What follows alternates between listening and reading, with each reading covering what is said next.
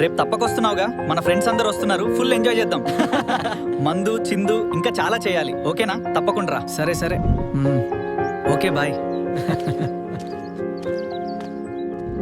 ప్రభువా, నా కుమారుడిని నీ మార్గంలో నడిపించు, అతని హృదయం మార్చు తండ్రి. నానా మళ్ళీ మొదలెట్టావా? నన్ను వదిలే, నా బ్రతుకు నన్ను బ్రతకనివ్వు, నాకు నా లైఫ్ ఉంది. రవి, నా మాట వినరా. మన జీవితంలో దేవుని ప్రమేయం లేకపోతే మన జీవితం నాశనం అవుతుంది. మన జీవితం బాగుపడాలంటే మనకు దారి చూపేది దేవుడే. దారి నా ఫ్రెండ్స్ చూపిస్తారు, దేవుడు కాదు. అయినా నాకు నిద్ర వస్తుంది, పడుకోవాలి. అసలే రేపు మా ఫ్రెండ్స్తో కలిసి పార్టీకి వెళ్ళాలి.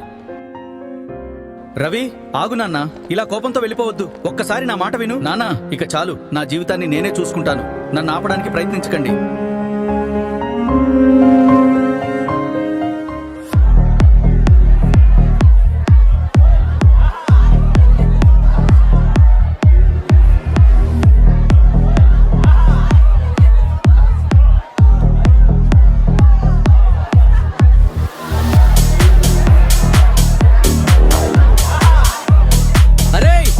బయటకు గెంటేయండి, వాడితో మన పని అయిపోయింది.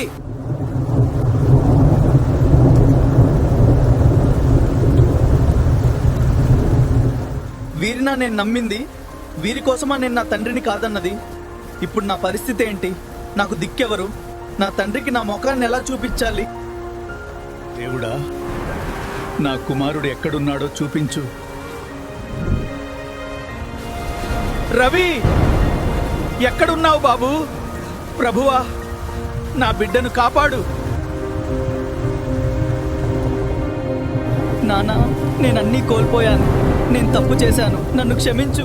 రవి, రవి, నేను దేవునికి దూరమై ఎన్నో పాపాలు చేశాను నాన్న. నన్ను క్షమించు. నువ్వు దేవునికి దూరమయ్యావు, కానీ ఆయన నీకెప్పుడు దగ్గరగానే ఉన్నాడు.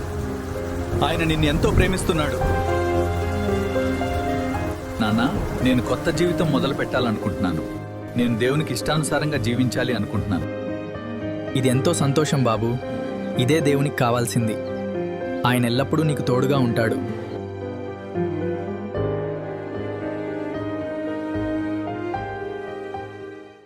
తప్పిపోయిన కుమారుడు తను పొందుకున్న దౌర్భాగ్య స్థితికి కారణం ఏమిటో కూర్చొని ఆలోచిస్తే అర్థమైంది.